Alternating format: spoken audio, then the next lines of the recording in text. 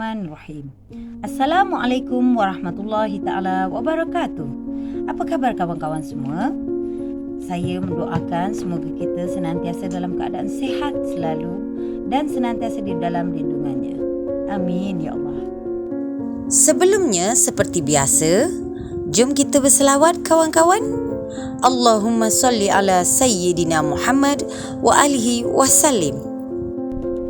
Jadi kawan-kawan, seperti biasa, kali ini saya ingin mengajak kawan-kawan untuk menyimak satu kisah, di mana kisah ini kita boleh mengambil pengajaran-pengajaran dan iktibar untuk kita jadikan contoh.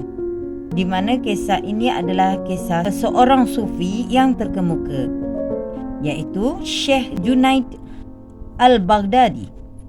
Dan di mana kisah ini saya akan membawakan dua kisah daripada Syekh Al-Junaid Al-Baghdadi. Okey, kisah yang pertama ialah kisah Syekh Al-Junaid Al-Baghdadi dengan seorang peminta sedekah. Di mana kisah ini diambil dari petikan kitab terjemah Al-Hikam Syekh Ibnu Athailah oleh Haji Salim Bahresh. Di mana kisah ini mengatakan Abdul Qasim Al-Junaid Al-Baghdadi radhiyallahu anhu berkata, ketika saya menunggu jenazah bersama orang yang ramai yang akan disembayangkan di Masjid Ash-Shuniziyah, tiba-tiba ada seorang miskin meminta-minta. Maka dalam perasaan hatiku, andainya orang itu bekerja sedikit-sedikit supaya tidak meminta-minta, tentu lebih baik baginya. Kemudian pada malam harinya, saya mengerjakan wirid yang biasanya saya kerjakan pada setiap malam. Terasa sangat berat dan tidak dapat berbuat apa-apa. Sambil duduk akhirnya tertidurlah mataku. Sambungnya, tiba-tiba ia bermimpi orang ramai datang membawa orang miskin itu, tetapi orang miskin itu berada di atas satu talam ataupun dulang.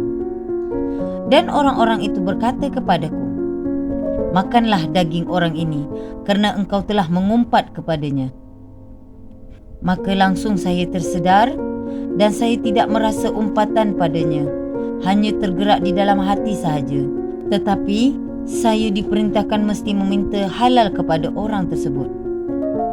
Maka setiap harinya Syekh Al-Junaid Al-Baghdadi mencari orang tersebut. Saya berusaha mencari orang itu, akhirnya bertemu di tepi sungai sedang mengambil daun-daun yang gugur untuk dimakan. Dan ketika saya memberi salam kepadanya, langsung dia berkata, apakah kamu akan mengulangi lagi wahai Abul Qasim? Jawabku, tidak. Maka dia berkata, semoga Allah mengampuni kami dan kamu. Begitulah kisah para wali-wali Allah, sedangkan sekelumit terdetik di hati mereka mengata orang pun sudah merasa bersalah. Bagaimana pula dengan kita kawan-kawan? Di dalam hati kita ada macam-macam penyakit hati, seperti riak, takabur, sum'ah, hasad, dengki, tamak, buruk sangka dan lain-lainnya. Mungkin secara luar orang tak nampak kita melakukan dosa, tetapi dalam hati kita hanya Allah, kemudian kita saja yang tahu. Cuma kita saja yang buat-buat tak tahu. Jadi kawan-kawan, untuk kisah yang pertama ini, mana semoga kita dapat mengambil iktibar untuk diri kita sendiri. Kita sambung kepada kisah yang kedua. Kisah yang kedua ini di mana Syekh Junaid Al-Baghdadi dengan seorang orang gila. Bagaimana kisahnya? Pada suatu hari, beliau keluar kota Baghdad bersama dengan beberapa muridnya. Syekh Al-Junaid Al-Baghdadi bertanya tentang Bahlul, di mana Bahlul itu adalah seseorang yang ingin ditemuinya. Muridnya menjawab, Bahlul itu adalah seorang orang gila. Dan mereka bertanya kembali kepada Syekh Junaid, apa yang guru perlukan darinya. Lantas Syekh menyambung kata-katanya, cari dia. Aku ada perlu dengannya. Murid-muridnya lalu mencari orang yang bernama Bahlul dan bertemu dengannya di gurun. Mereka lalu mengantarkan Syekh Junaid kepadanya. Ketika Syekh Junaid mendekati Bahlul, beliau melihat Bahlul sedang gelisah sambil menyandarkan kepalanya ke tembok. Syekh Junaid kemudian menyapanya dan Bahlul menjawab dan bertanya kepadanya, siapakah engkau? Lalu Syekh menjawab, aku adalah Junaid Al-Baghdadi. Apakah engkau Abul Qasim? Tanya Bahlul itu kembali. Dan Syekh Junaid menyambung jawapannya dengan berkata, iya. Dan Bahlul sambung melontarkan pertanyaan kepada Syekh Junaid, iaitu, apakah engkau tahu bagaimana cara makan? Tanya Bahlul. Dan Syekh Junaid lalu menjawab, aku mengucapkan bismillah, aku makan yang ada di hadapanku. Aku menggigitnya sedikit, meletakkannya di sisi kanan di dalam mulutku, dan perlahan aku mengunyahnya. Aku tidak menahap suapan berikutnya. Aku mengingat Allah sambil makan. Apapun yang aku makan, aku ucapkan Alhamdulillah. Dan kemudian aku mencuci tangan sebelum dan sesudah makan. Lalu Bahlul berdiri mengibaskan pakaiannya dan berkata, kau ingin menjadi guru rohani di dunia, tetapi kau bahkan tidak tahu bagaimana cara makan. Sambil berkata demikian, Bahlul berjalan pergi. Murid Syekh kemudian berkata, wahai Syekh, demi Allah, dia adalah orang gila. Syekh Junaid berkata, dia adalah orang gila yang cerdas dan bijak. Dengarkan kebenaran darinya. Lalu Syekh melihat Bahlul mendekati sebuah bangunan yang telah ditinggalkan. Lalu ia duduk dan Syekh Junaid pun datang mendekatinya kembali. Bahlul kemudian bertanya lagi, siapa engkau? Saya Syekh Baghdadi yang tidak tahu bagaimana cara makan, sambung Syekh Junaid. Dan lalu Bahlul sambung bertanya, engkau tidak tahu cara makan, tapi tahukah engkau cara berbicara? Tanya Bahlul. Dan Syekh menjawab, iya. Bahlul menyambung pertanyaannya, bagaimana cara berbicara? Lantas Syekh Junaid menerangkan, aku berbicara tidak kurang dan tidak lebih, dan apa adanya. Aku tidak terlalu banyak bicara. Aku berbicara agar pendengar dapat mengerti. Aku mengajak orang-orang kepada Allah dan Rasulullah SAW. Aku tidak berbicara terlalu banyak agar orang tidak menjadi bosan. Aku memberi perhatian atas kedalaman pengetahuan zahir dan batin. Kemudian ia menggambarkan apa saja yang berhubungan dengan sikap dan akhlak. Lalu Bahlul berkata, lupakan tentang makan, kerana kau pun tidak tahu bagaimana caranya berbicara. Bahlul pun berdiri mengibaskan pakaiannya lagi dan berjalan pergi. Lalu murid-murid dari Syekh Junaid berkata, wahai Syekh, Syekh, lihatlah dia orang gila. Apa yang engkau harapkan dari orang gila? Syekh Junaid menjawab, ada sesuatu yang aku perlukan darinya yang kalian tidak tahu.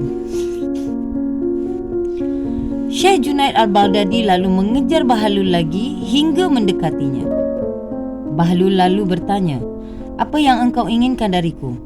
Kau tidak tahu bagaimana makan dan berbicara. Apakah engkau tahu bagaimana cara tidur?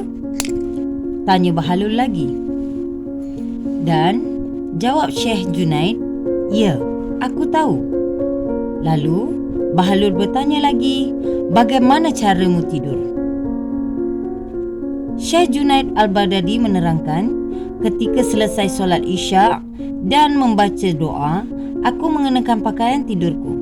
Kemudian Syekh Junaid menceritakan cara-cara tidur sebagaimana yang lazimnya dikemukakan oleh para ahli agama. Kemudian Bahlul berkata lagi, ternyata kau juga tidak tahu bagaimana caranya tidur, kata Bahlul seraya ingin bangkit dari duduknya. Tetapi Syekh Junaid menahan pakaiannya dan berkata, "Wahai Bahlul, aku tidak tahu, demi Allah, ajarkanlah aku." Dan Bahlul sambung berkata, "Sebelumnya engkau datang dan engkau mengaku bahawa dirimu berpengetahuan dan berkata bahawa engkau tahu, maka aku menghindarimu. Sekarang setelah engkau mengakui bahawa dirimu kurang berpengetahuan, maka aku akan mengajarkan padamu. Ketahuilah, apapun yang engkau gambarkan itu adalah permasalahan, bukan yang utama. Kebenaran yang ada di belakang memakan makanan adalah bahawa kau memakan makanan yang halal. Jika engkau memakan makanan haram dengan cara seperti yang engkau gambarkan, dengan 100 sikap pun tidak akan bermanfaat bagimu, melainkan akan menyebabkan hatimu hitam. Semoga Allah memberi pahala yang besar padamu," jawab Syekh Junaid. Lalu Bahlul melanjutkan, "Hati yang bersih dan mengundang niat baik sebelum kau memula berbicara. Percakapanmu haruslah menyenangkan Allah. Jika itu untuk duniawi dan pekerjaan yang sia-sia, maka apapun yang kau nyatakan akan menjadi malapetaka bagimu. Itulah mengapa diam adalah yang terbaik. Dan apapun yang kau katakan tentang tidur itu juga bernilai tidak utama. Kebenarannya adalah hatimu harus terbebas dari permusuhan, kecemburuan dan kebencian. Hatimu tidak boleh tamak akan dunia atau kekayaan di dalamnya. Dan ingatlah Allah ketika akan tidur." Dan kemudian Syekh Junaid mencium tangan Bahlul dan berdoa untuknya. Masya Allah. Dari kisah ini dapat kita simpulkan, janganlah kita memandang hina kepada sesiapa pun, walaupun ianya orang gila. Janganlah kita menganggap diri kita lebih baik dan hebat dari orang lain. Makanlah makanan yang halal, maafkanlah orang sebelum tidur, berbicaralah kerana Allah. Jika tidak, diam adalah lebih baik untuk diri kita. Jadi kawan-kawan, dari kedua cerita ini banyak pengajaran yang kita boleh ambil. Dan sampai di sini dulu pertemuan kita kali ini. Semoga bermanfaat.